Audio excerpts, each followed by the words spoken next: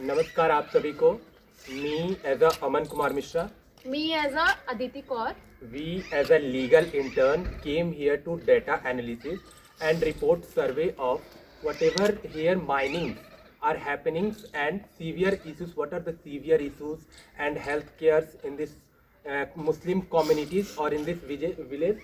This village is Azizpura Kala and district it is Kotputli.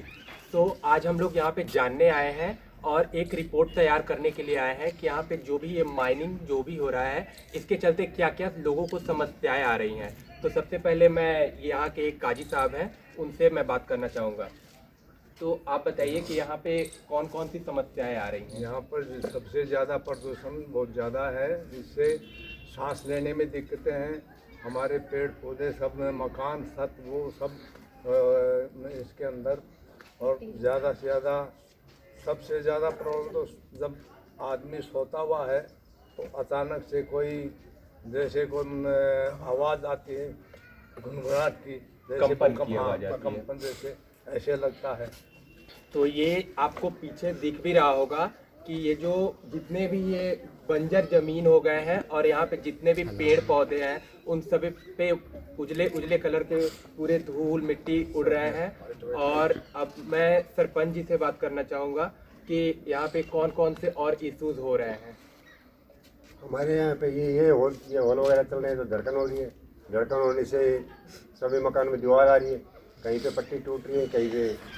और जो भी हमारे बड़े बूढ़े बुजुर्ग हैं उनको डॉक्टर बोलते हैं कि मुँह के कपड़ा बांध के रखो। और गांव के अंदर पूरे दिन 24 घंटे कहाँ से मुँह के कपड़ा बांध के रखेगा।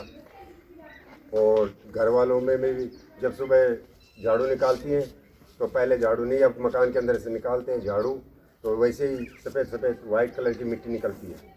और इस टाइम तो हम अंदर सो रहे हैं, गर्मियों के अंदर हम छत पे नहीं सो सकते क्योंकि पूरी धूल उड़ के आएगी। तो इसके लिए ये कि हमारा सबसे बड़ा मेन प्रदूषण है और मकानों की दीवार गिर रही है। और एक और हमारे यहाँ ये भी हैं जो इस चीज़ से पीड़ित है। और आज आपका नाम क्या होगा? नारायण जी, जो लाला राम जी हैं, जो इस माइनिंग की इश्यूज से ये पीड़ित है। तो आज आप खड़े हो जाइए, आप बताइए आपको क्या समस्या है। आप इनकी जो है आवाज़ें बंद हो चुकी हैं। ये जो पॉल्यूशन जो भी है माइनिंग इशू है इसके चलते ये सांस ढंग से नहीं ले पा रहे हैं। और आप 2-3 बार बोल के दिखाइए। तो आप देख सकते हैं कि ये ठीक से सांस लेना तो जो ठीक से बोल भी नहीं पा रहे हैं, बोल नहीं पा रहे हैं। और यही सब बहुत यहाँ पे इश्यूज हैं। लाइक 1 से 2 बजे के बीच में ना, 1 से 2 बजे के बीच में इमरजेंसी टाइप का हो जाता है और पूरा रास्ता ब्लॉक हो जाता है। आप बीमार पड़ो या फिर आपको कुछ भी हो, कोई सा भी इमरजेंसी हो, आप नहीं जा सकते हो। और जाने पे वो जो भी वहाँ पे माइनिंग की धंधा कर रहे हैं वो लोग इन लोगों को रोकते हैं आने जाने से।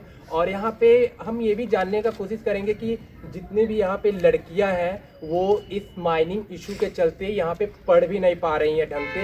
वो स्कूल कोई जा रही थी तो वो स्कूल अब नहीं जा पा रही हैं इस इशू के वजह से। उन लोगों को क्या क्या प्रॉब्लम हो रही हैं वो अदिति बताएंगी और क्वेश्चन उन लोगों से पूछेंगे। जैसे कि बताया गया है कि लड़कियों को स्कूल जाने में दिक्कत हो रही है, क्योंकि लड़कियों को जैसे जिस रास्ते से स्कूल जाती है उसी रास्ते पे वहाँ के जो माइनिंग के जो कर्मचारी है, जो लेबर्स है, वो दारू पी के या स्मोक करके वहाँ पे बैठे रहते हैं। मिनिमम इन्होंने जैसे बताया हमें, जैसे इन्होंने बताया कि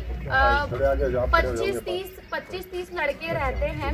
इन्होंने इधर यहाँ पे आ जाओ, 25-30 लड़के रहते हैं जो इनको स्कूल जाने में प्रॉब्लम होती है। कभी क्या बोलते हैं, कभी गंदे कमेंट्स पास करते हैं, कोई ड्रिंक करके गालियाँ बकता है और इनको वहाँ पे जाने में भी प्रॉब्लम होती है। तो आप मुझे बताइए कि आपके साथ जो वहाँ पे प्रैक्टिकल जो चीज़ें हुई हैं, जो आपको किसी लड़के ने या वहाँ के जो माइनिंग में काम करने वाले जो आदमी है उन्होंने कुछ बोला हो तो आप उसमें बता सकते हैं। और कौन कौन सी आपकी प्रॉब्लम कौन कौन सी प्रॉब्लम है माइनिंग के चलते आपका कैसे स्कूल में जब जा रही थी, एक अच्छा खासा पढ़ाई कर रही थी और इसके चलते कैसे आपकी पढ़ाई रुक गई, जिससे बहुत आपकी इफेक्ट होगी, पढ़ाई नहीं होगी, शिक्षा पूरी हाँ। नहीं होगी तो इससे बहुत इफेक्ट पड़ेंगे। आप बताइए, आगे कैमरा पे बताइए। हम स्कूल में जाते थे तो स्कूल में जाते वक्त वहाँ पर रास्ते के बीच जो गड्ढे वगैरह पानी है वहाँ पर बहुत ज़्यादा समस्या होती थी, तो जा नहीं पाते थे। और बीच में जो लड़के गुंडे थे वहाँ पर मतलब लड़कियों को छेड़छाड़ी करते थे और किया जाता था, और उनको मतलब कि बोलते थे कि उनकी फेक फ़ोटो बनाकर छोड़ देंगे, इसलिए लड़कियों को ब्लैकमेल किया जाता था। वो लड़कियों को देखकर टॉयलेट वगैरह ये करते थे, लड़कियों से बिल्कुल भी नहीं शर्माते थे और लड़कियों को बहुत ज़्यादा ब्लैकमेल करते थे और मतलब बहुत ज़्यादा समस्या होती थी। स्कूल में जा नहीं पाते थे। हम 10वीं क्लास की लड़कियां हैं तो हम बिल्कुल भी स्कूल में नहीं जा पाते हैं। और जो हमारी मदरसा है, हम मदरसा में पढ़ने के लिए आते हैं, तो हम आज पढ़ने के लिए आए थे तो हमारी मदरसा का गेट है वो जो गिर गया है, हम बिल्कुल बाल बचे हैं वहाँ से। तो यही इशू है जो कि यहाँ पे बहुत सारी माइनिंग से जो है वो प्रॉब्लम्स हो रही हैं, लोगों के घर टूट रहे हैं, बच्चियाँ स्कूल नहीं जा पा रही हैं, कोई सांस नहीं ले पा रहा है। तो ये सब पे अब हम लोगों ने एक रिपोर्ट तैयार किया है, अब आगे देखते हैं इस पे क्या होता है। बंद।